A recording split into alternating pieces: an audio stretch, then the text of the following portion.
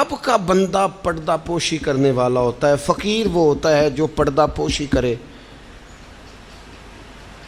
میں آپ کو بتاؤں، نجات کے لیے یہ سیاستہ کی حدیث ہے، ابن ماجہ میں موجود ہے، یہ نجات کے لیے اتنا بڑا سرمایہ ہے اور آسان نسخہ ہے کہ اخروی طور پر کامیابی، یعنی گناہ اور غلطیوں کے باوجود اللہ درگزر کر دے، کامیابی ہو جائے۔ نبی پاک علیہ الصلوۃ والسلام نے فرمایا تو دنیا میں کسی کی پردہ پوشی کر، اللہ قیامت کے دن تیری پردہ پوشی کر دے گا۔ پتہ اس کا معنی کیا ہے؟ عیب کھولے بغیر ہی رب قیامت میں معافی عطا کر دے گا۔ اس سے بڑا سہارا ہے کوئی؟ صرف اتنا کرو، پردے ہی رہنے دو۔ بڑا شوق ہے لوگوں کو ٹو میں پڑھنے کا، جاسوسی کرنے کا، خبر لینے کا۔ اچھا، جو خبر لینی چاہیے وہ نہیں لیتے۔ محلے میں کس کی حرکتیں غلط ہیں وہ سب کو پتہ ہے، لیکن بھوکا کون ہے، بل کس کا آیا ہے اور پریشان ہے یہ نہیں پتہ، کس کے بچے کی اسکول کی فیس نہیں گئی یہ نہیں پتہ، باقی غلط کون ہے معاذ اللہ سارا پتہ رکھتے۔ پردہ پوشی، اللہ کا بندہ پردہ پوش ہوتا ہے۔ فقیری نام ہی پردہ پوشی کا ہے۔ تیرے پاس لاکھوں کے راز ہوں لیکن تو نے سینے میں چھپائے ہوئے ہیں۔ فقیر اپنے کفن میں بڑے راز چھپا کے دنیا سے چلے جاتے ہیں، وہ راز کھولا۔ فقر کا بہت بڑا درجہ یہ ہے کہ تیرا دل پردہ پوشی والا ہو، اور اگر تو پردے کھولے، پردہ دری کرے، تو نبی پاک نے فرمایا جو کسی کے پردے کھولے گا وہ اپنے گھر کے اندر بھی بیٹھا ہوا تو اللہ اس کے پردے کھول کے اسے ذلیل کر دے گا۔ کیا معنی ہے؟ صاف ستھری دو ٹوک بات ہے۔ جس کا ذلیل ہونے کا دل ہو کہ میرے پردے کھل جائیں، وہ دوسروں کے کھول دے، خود بخود تیرے کھل جائیں گے۔ لیکن دوسروں کے بچوں کی باتیں چسکے لے کے کرنا اور پھر کہنا میرے بچے بدنام نہ ہوں، دوسروں کے گھر کی باتیں منہ کھول کے کرنا اور پھر خیال کرنا کہ تیرے بچوں کی کوئی بات نہیں کرے گا۔ او بھائی، اگر چاہتا ہے تیرے پردے قائم رہیں تو پھر تو بھی پردے قائم رکھ۔ نبی کریم صلی اللہ تعالی علیہ وآلہ وسلم نے ایک بات ارشاد فرمائی ہے، مسلم شریف میں ہے، اکثر میں کہتا ہوں بعض باتوں پر وجد ہو جاتا ہے، یہ وجد والی بات ہے۔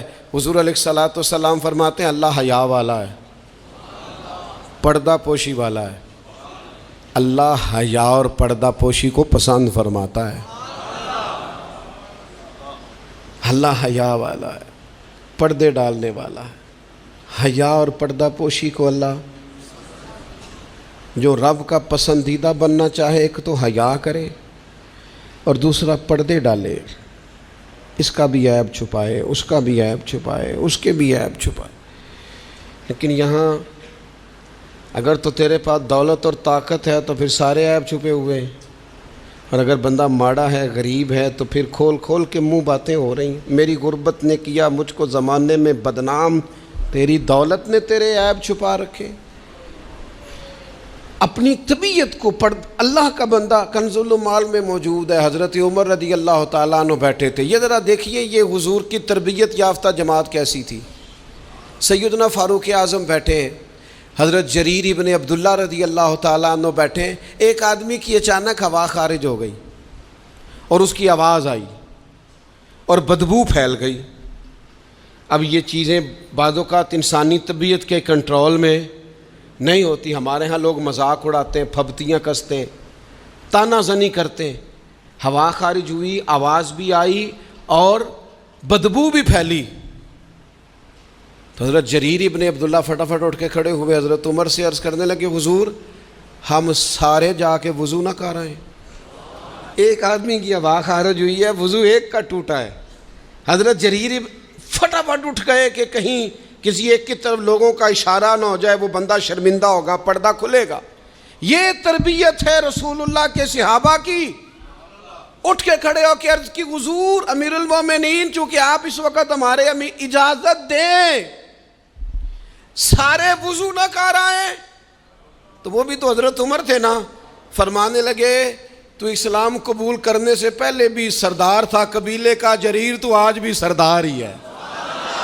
تیری باتیں سرداروں والی ہیں، تیری باتیں ذرا بڑی بڑی ہیں، تیرا دل ذرا بڑا ہے، تو نے جو بات کی ہے وہ بڑے لوگ کیا کرتے ہیں، پردہ پوشی بڑے لوگ کرتے ہیں، کسی کو شرمندگی سے بڑے لوگ بچاتے ہیں، کسی شخص کا گردن نہ جھکے یہ بڑے لوگوں کا کام ہے، بڑے لوگوں کا۔